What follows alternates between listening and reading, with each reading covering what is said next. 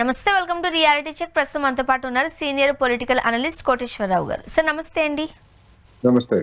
Sir, Telangana వ్యాప్తంగా first phase sarpanch ఎన్నికలు చూసాం, రిజల్ట్ కూడా చూసాం. మీరేం చెప్తారు ఓవరాల్గా? అంటే ఇప్పటి వరకు మీడియాలో వచ్చినటువంటి సమాచారాన్ని బట్టి మనం మాట్లాడుకుంటున్నాము. కాంగ్రెస్ పార్టీ కానీ లేదా బీజేపీ బీఆర్ఎస్ కానీ అఫీషియల్ గా మాకు ఇన్ని సర్పంచ్ స్థానాలు వచ్చాయనేటువంటిది ఇంకా వాళ్ళు నిర్ధారణగా ప్రకటించలేదు.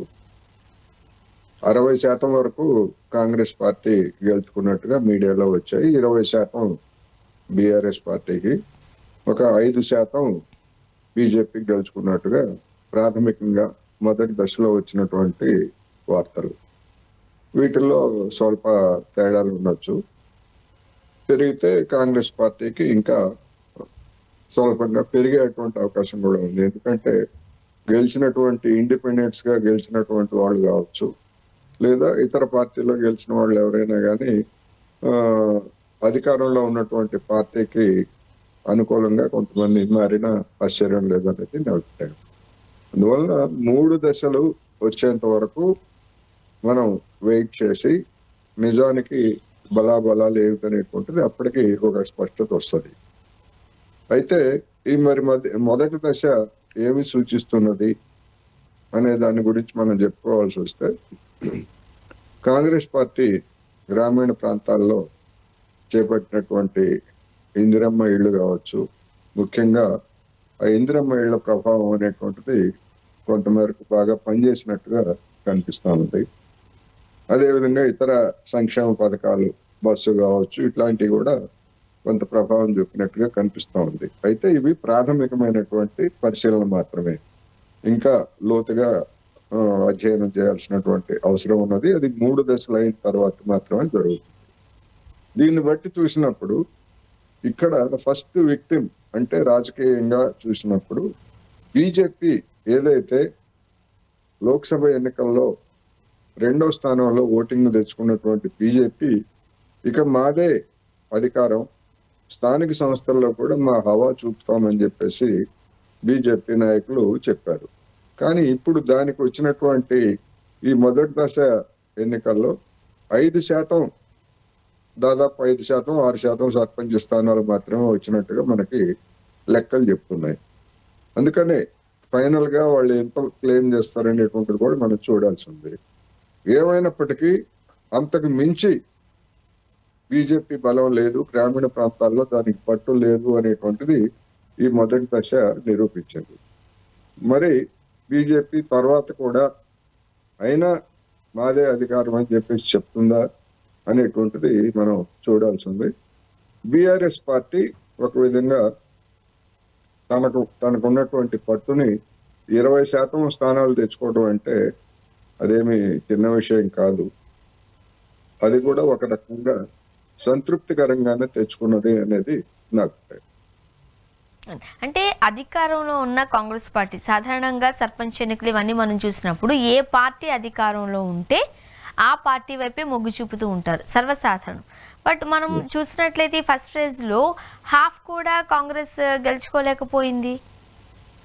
హాఫ్ గెలుచుకోకపోతే 4,300 చెర్లలో 2,300 దాదాపు వచ్చినాయి. 60% వచ్చినట్టుగా మీడియాలో వచ్చింది. అందుకే నేను చెప్తున్నా, నేను మీడియాలో వచ్చినటువంటి వార్తల ప్రకారం 58-60% దాకా దానికి సర్పంచ్ స్థానాలు వచ్చాయి. అందుకనే అఫీషియల్ గా కాంగ్రెస్ పార్టీ మా వాళ్ళు ఇంతమంది అనేటువంటిది, లేదా బీఆర్ఎస్ మా వాళ్ళు ఇంతమంది ఆ విధంగా చెప్పలేదు. బీఆర్ఎస్ పార్టీకి 1000కి పైగా వచ్చాయనేటువంటిది. 1000కి పైగా అంటే మరి 20% సీట్లు మనకి కనిపిస్తున్నాయి. మరి మిగిలినటువంటి సీట్లన్నీ కాంగ్రెస్ పార్టీకి వచ్చినట్టే కదా. బీజేపీకి 5% వస్తే మిగిలినటువంటివన్నీ కూడా స్వతంత్రులు, లేకపోతే వామపక్షాలు, ఇతరులు గెలుచుకున్నటువంటి సీట్లు పోను దాదాపు 60% వరకు కాంగ్రెస్ గెలిచిందనేది మనకి స్పష్టంగా తెలుస్తుంది. అండ్ కొన్ని చోట్ల కేవలం 5, 10, 12 ఓట్ల తేడాతో కూడా ఓడిపోయిన సందర్భాలు ఉన్నాయి కాంగ్రెస్ పార్టీ. ఉండొచ్చు. అప్పుడు 5, 10, 15 ఓట్ల తేడాతోటి వెళ్ళిపోతే అప్పుడు బీఆర్ఎస్ గెలిచినటువంటి వాళ్ళు కూడా అదే స్వల్ప తేడాతో గెలిచినట్టే కదా. అందుకనే గ్రామీణ ప్రాంతాల్లో పోటీ అనేటువంటిది తీవ్రంగా జరిగింది. అందులో ఎలాంటి సందేహం లేదు. ఒకే పార్టీ నుంచి ఇద్దరు ముగ్గురు అభ్యర్థులు కూడా పోటీ పడినటువంటి ఉదంతాలు కూడా ఉన్నాయి.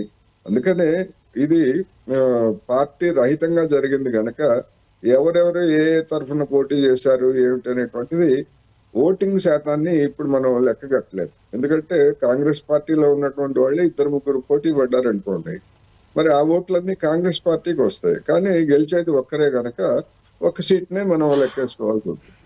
అందుకని దీన్ని బట్టి ఓటింగ్ తీర్థనల గురించి మనం అయితే చెప్పలేం, కానీ ఒక ట్రెండ్ ఎక్కువ మందిని కాంగ్రెస్ అధికారంలో ఉన్నటువంటి కాంగ్రెస్ ఆకర్షించగలిగింది అనేటువంటిది మనకి తెలుస్తా ఉంది. అంటే ఇప్పుడు మనం కాంగ్రెస్ పార్టీ గెలిచిన విధానం సాధారణ ఎన్నికల్లో మనం చూసినప్పుడు హైదరాబాద్ సిటీలో కన్నా ఈ గ్రామాలలోకి చుట్టుపక్కల ప్రాంతాల్లోనే ఎక్కువ సీట్లు వచ్చాయి కాంగ్రెస్ పార్టీ. బట్ ఇప్పుడున్న మీరు అంటున్నట్టు 58% 60% ఇనఫ్ అంటారా? అది అది మనం ఎలా చూడొచ్చు? ఇనఫ్ అంటే అసెంబ్లీ ఎన్నికల్లో కాంగ్రెస్ కి అబ్సల్యూట్ గా రాలేదు కదా ఓటింగ్ శాతం కూడా. దానికి బీఆర్ఎస్ పార్టీకి వచ్చినట్టు ఓటింగ్ శాతం స్వల్పమే. అందుకని ఆ ఆ బలాన్ని పూర్తిగా కాకపోయినప్పటికీ బీఆర్ఎస్ పార్టీ కొంతమేరకు నిలబెట్టుకున్నది. ఆ నిలబెట్టుకున్నది కనుకనే ఈ విధమైనటువంటి పోటీ ఇవ్వగలిగింది. అందుకని 60% అనేటువంటిది కాంగ్రెస్ పార్టీకి అసెంబ్లీ ఎన్నికల్లో వచ్చినటువంటిది లేదా లోక్సభ ఎన్నికల్లో వచ్చినటువంటిదే అదే ట్రెండ్ కొనసాగిందనేది మనకి స్పష్టంగా కనిపిస్తా ఉంది. ముఖ్యంగా ఈ గ్రామ సర్పంచ్ ఈ ఎన్నికలకి సంబంధించి మనం చూసినప్పుడు బీఆర్ఎస్ కాంగ్రెస్ పార్టీకి గట్టి పోటీ ఇచ్చినట్లుగానే మనం అభివర్ణించవచ్చా? బీఆర్ఎస్ పార్టీ ఇంక లేదు, కుదేలైపోయింది. సో ఇటువంటి వార్తల నేపథ్యంలో ఈ ఎన్నికల్ని ఎలా చూడొచ్చు? ఖచ్చితంగా మనం పక్కనే ఉన్నటువంటి ఆంధ్రప్రదేశ్ ఎన్నికల్లో వైసీపీ గెలిచినప్పుడు అక్కడ అంతకుముందు అధికారంలో ఉన్నటువంటి తెలుగుదేశం పార్టీ పర్ఫార్మెన్స్ చాలా పేలవంగా ఉంది, నామమాత్రంగానే ఉంది. 90% పైగా స్థానిక సంస్థలలో వైసీపీ గెలుచుకున్నటువంటిది మనం చూసాం. కానీ ఇక్కడ కాంగ్రెస్ పార్టీ అంత బలంగానూ లేదు. మిగిలినటువంటి పార్టీలు కూడా ఓటింగ్ శాతం ఉన్నాయి కనుకనే ఈ విధమైనటువంటి అనేక గ్రామాల్లో గట్టి పోటీ బీఆర్ఎస్ పార్టీ ఇచ్చినట్టుగా కూడా ఈ అంకెలను బట్టి మనకి కనిపిస్తా ఉంది. అందుకని బీఆర్ఎస్ పార్టీ రెండో స్థానంలో ఉన్నది. బీజేపీ అనేది మాత్రం వాళ్ళు చెప్పిన దానికి లేదా వాళ్ళు ఊహించుకున్న దానికి చాలా సుదూరంలో ఉన్నది అనేది మనకి ఈ అంకెలు తెలియజేస్తుంది. అంటే అధికారంలో ఉన్న కాంగ్రెస్ పార్టీ సర్పంచ్ ఎన్నికల్లో ఈ మాత్రమే ఓట్లు తెచ్చుకోవడం అనేది మనం గవర్నమెంట్ ఫెయిల్యూర్గా కూడా కొంతమంది అభివర్ణిస్తున్నారు. బీజేపీ పుంజుకుంటుంది, పరిగెట్టుకుని వస్తుంది, సో ఎన్నో రోజుల్లో లేదు మళ్ళీ బీఆర్ఎస్ అధికారంలోకి రావడానికి, ఇలాంటి వ్యాఖ్యలు కూడా చూస్తున్న నేపథ్యంలో మీరేం చెప్తారు?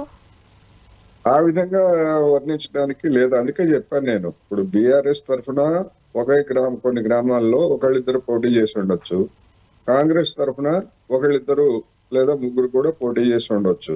అందుకని వాళ్ళందరూ కూడా మరి ఆ పార్టీలకు చెందినటువంటి వాళ్ళ యొక్క ఓటింగ్ సాధారణ ఎన్నికల నాటికి వచ్చేసరికి ఆ ఓటింగ్ మళ్ళీ అటు షిఫ్ట్ అవుతుంది.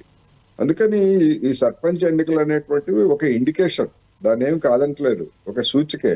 కానీ అబ్సల్యూట్ గా మళ్ళా ఇప్పుడు వచ్చినటువంటి 20% స్థానాలతోటి బీఆర్ఎస్ పార్టీ అధికారానికి వస్తుందని కానీ లేదా కాంగ్రెస్ పార్టీ అధికారాన్ని కోల్పోతుందని కానీ 3 ఏళ్ల తర్వాత జరగబోయేటువంటి పరిణామాల గురించి మనం ఇప్పుడే ఒక జర్నలిస్ట్ గా నేనైతే చెప్పడానికి సిద్ధం కాదు. పార్టీల వాళ్ళు ఏమైనా చెప్పుకోవచ్చు, అది వేరే అంశం, అది పార్టీల అభిప్రాయం. ఎందుకంటే అసలు బీజేపీకి మరి ఈ మాత్రం పర్ఫార్మెన్స్ ఉన్నటువంటి బీజేపీ అసలు మాదే అధికారం అని చెప్పేసి చెప్పుకుంటాం కదా, మేము 2వ స్థానంలో ఉన్నాం, బీఆర్ఎస్ ను కూడా నెట్టేసని.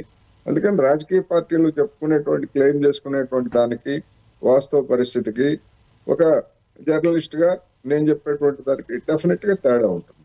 3 ఏళ్ల తర్వాత జరగబోయేదాన్ని మనం ఇప్పుడే ఈ ఫలితాలను చూసి అప్పుడే చెప్పలేము. ఎందుకు అంటే దానికి కూడా రీజన్, వైసీపీ 90% సీట్లు సాధించినప్పటికీ స్థానిక సంస్థల ఎన్నికల్లో మేయర్లు కావచ్చు, మున్సిపాలిటీలు కావచ్చు, పంచాయతీలు కావచ్చు, 5 ఏళ్ల తర్వాత జరిగినటువంటి ఎన్నికల్లో ఏ విధంగా ఘోరమైనటువంటి పరాజయం పొందిందో చూసాం కదా. అందుకని అక్కడ ఉన్న ఆ సమయానికి ఉండేటువంటి నిర్దిష్టమైనటువంటి పరిస్థితులు, రాజకీయ పార్టీల మధ్య పొందికలు, బలాబలాలు అప్పుడు నిర్ణయిస్తాయి తప్ప స్థానిక సంస్థలే వచ్చే ఎన్నికల్లో మళ్ళా ఇదే రిపీట్ అవుతుందని అట్లా ఏమీ చెప్పలేము. కాంగ్రెస్ గెలుస్తుందని చెప్పలేము, బీఆర్ఎస్ కూడా గెలుస్తుందని కూడా మనం చెప్పలేము. ఆ రోజు ఉండేటువంటి పర్ఫార్మెన్స్ బట్టి దాని ఆధారపడి. కానీ ఇప్పుడు చూస్తున్న దాన్ని బట్టి చూస్తే ప్రజల నాడి ఎలా ఉంది? మేబీ ఇది కూడా సాధారణ ఎన్నికలపై ఒక ఎఫెక్ట్ చూపించే అవకాశం లేకపోలేదు అని అనుకోవాలా మనం? సాధారణ నాడి అంటే ఇప్పుడు నేను చెప్పినట్టుగా ఇందిరమ్మ ఇళ్ళు అనేటువంటిది గ్రామీణ ప్రాంతాల్లో పేదల్ని ఒక అట్రాక్షన్ అయితే కనిపించింది. అదేవిధంగా మహిళలకు సంబంధించినటువంటి ఉచిత బస్సు పథకం ఇట్లాంటివి కొన్ని ఉన్నాయి. అందుకని వీటి మీద సంతృప్తి చెందుతారా, లేకపోయేట్లయితే మిగిలినటువంటి అమలు జరపనటువంటి వాటి మీద అసంతృప్తి చెందుతారా, ఏది మొగ్గు చూపుతుంది ఏమిటనేటువంటిది అసెంబ్లీ సాధారణ ఎన్నికల నాటికి కానీ మనకు తెలియదు. అప్పటి వరకు ప్రభుత్వం మీద సహజంగానే పేదలకు కావచ్చు లేదా మామూలు జనానికి కావచ్చు ఆశలు ఉంటాయి. ఆ ఆశలు నెరవేరకపోయేట్లయితే ఇప్పుడు తలెత్తినటువంటి అసంతృప్తి లేదా ఉందని చెప్తున్నటువంటి అసంతృప్తి అది వ్యతిరేకతగా మారుతుంది. అసంతృప్తి అనేటువంటిది ఎప్పుడు సమాజంలో ఉంటది. అయితే అది వ్యతిరేకతగా ఎప్పుడు మారుతుంది అంటే అధికార మార్పిడి ఎప్పుడైతే సమయం వస్తుందో అప్పుడు తెలుస్తుంది. అంతేగాని స్థానిక సంస్థల ఎన్నికల్లో అసంతృప్తి అనేటువంటిది అంతగా బయటపడదని కూడా నేను చెప్పదలుచుకున్నాను. అండ్ మరీ ముఖ్యంగా ఈ రిజల్ట్ చూసిన తర్వాత కాంగ్రెస్ కానీ, బీజేపీ కానీ, బీఆర్ఎస్ కానీ అలర్ట్ అవ్వాల్సిన అవసరం ఉంది అంటారా? ప్రతి పార్టీ ఇప్పుడు కాంగ్రెస్ పార్టీ మరి 60% మనకు ఎందుకు వచ్చింది, 80% ఎందుకు రాలేదు, లేకపోతే 90% ఎందుకు రాలేదు అనేటువంటి కాంగ్రెస్ పార్టీ చూసుకోవాలి. అదేవిధంగా బీఆర్ఎస్ పార్టీ 20%కే ఎందుకు పరిమితం అయ్యాము, మళ్ళా రాష్ట్రంలో ఉన్నటువంటి జనం అందరూ మా కేసీఆర్ ని ముఖ్యమంత్రిగా చూడాలనుకుంటున్నారు, తిరిగి ఏ ఎన్నికలు వచ్చినా పట్టం మాకే కడతారు అని కదా ఇప్పటి వరకు చెప్పింది. అటువంటి పార్టీకి మరి ఇంత తక్కువ ఎందుకు వచ్చిందని ఆ పార్టీ కూడా, బీఆర్ఎస్ పార్టీ కూడా చూసుకోవాలి.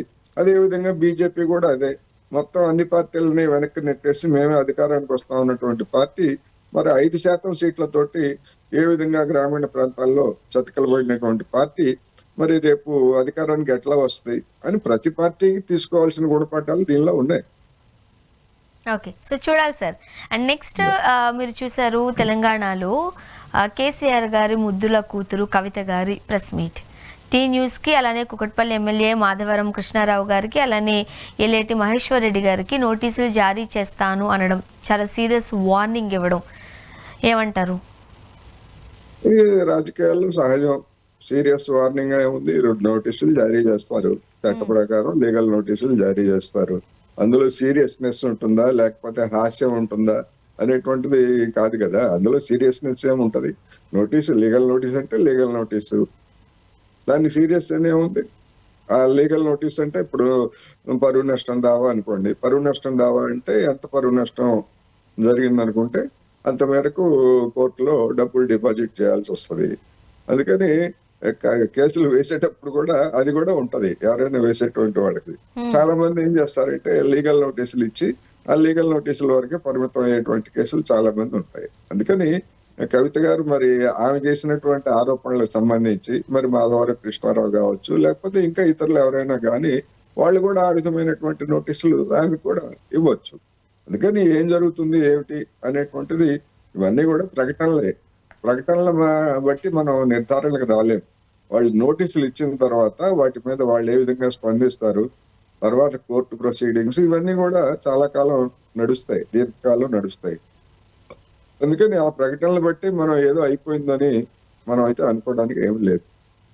అండ్ మరీ ముఖ్యంగా అంటే నన్ను ప్లాన్ చేసి బయటకు తరిమేశారు, సో కొన్ని వ్యాఖ్యలు చేశారు, మీరేం చెప్తారు? ప్లాన్ చేసి నన్ను బయట టార్గెట్ చేశారు అనడం, అదే ఆమె ఆరోపణ, అది ఆమె ఆరోపణ. దానికి భిన్నమైనటువంటి ప్రకటనలు మిగిలినటువంటి నాయకులు చేస్తున్నారు. మరి అధినాయకుడిగా ఉన్నటువంటి కేసీఆర్ ఏమి నోరు విప్పట్లేదు. ఆయన ఎందుకు నోరు విప్పట్లేదు అంటే ఆమెకు వ్యతిరేకంగా జరిగినటువంటి కుట్రలో తండ్రి కూడా భాగస్వామి ఉన్నాడు అనేటువంటిది మనకు తెలుస్తా ఉంది కదా. ఒకవేళ తండ్రి భాగస్వామి కాకపోతే ఈ వాద ప్రతివాదాలతోటి లేదా ఆరోపణల ప్రత్యారోపణలతో నాకేం సంబంధం లేదు అని చెప్పేసానని చెప్పాలి ఆయన. ఏం మాట్లాడకుండా నరేంద్ర మోడీ గారి లాగా మౌనంగా ఉంటే ఎవరు ఎవరు తీసుకునేటువంటి అభిప్రాయాలు వాళ్ళు చెప్తారు, ఎవరి నిర్ధారణకు వాళ్ళు వస్తారు.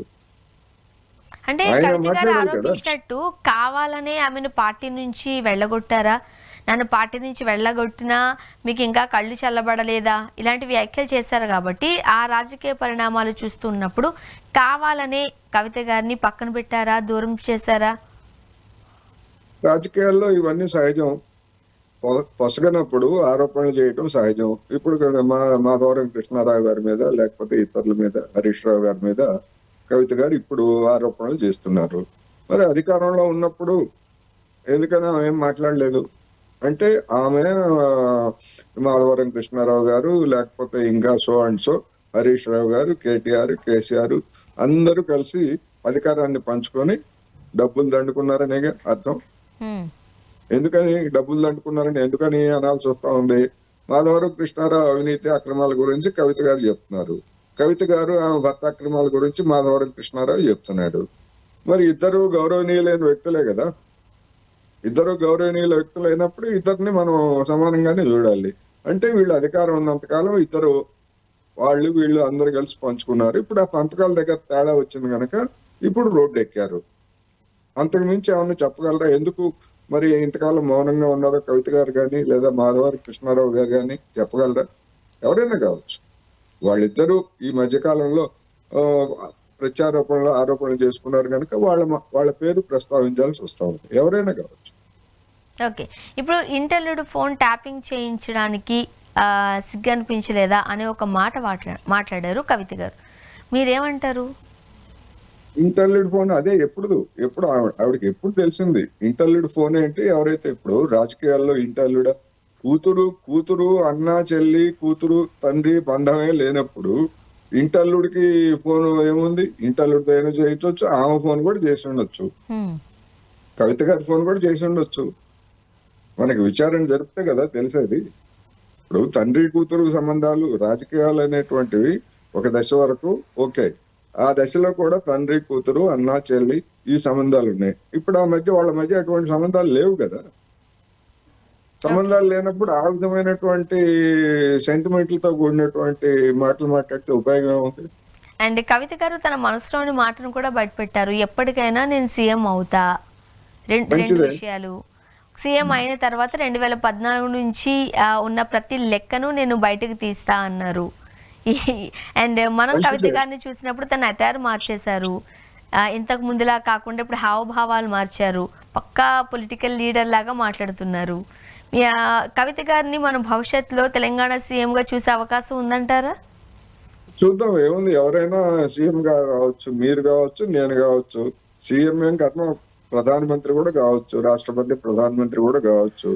ఎందుకంటే అందుకు తగినటువంటి వయస్సు లేకపోతే ఇతర అన్ని నిబంధనలు ఉన్నాయి మనందరికి.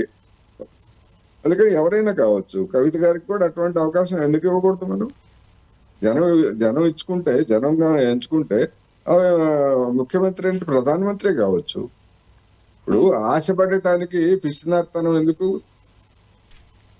ఆశపడటానికి పిసినార్తనం అక్కర్లేదు కదా.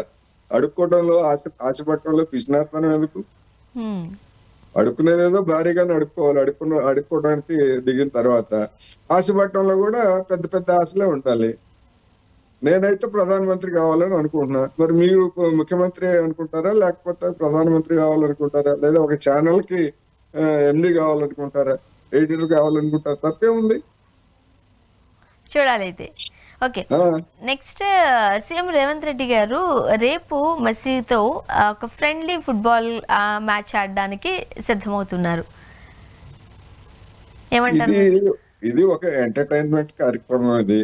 ఎందుకంటే మెస్సీ అనేటువంటి అతను ప్రపంచ దిగ్గజ ఫుట్బాల్ క్రీడాకారుడు.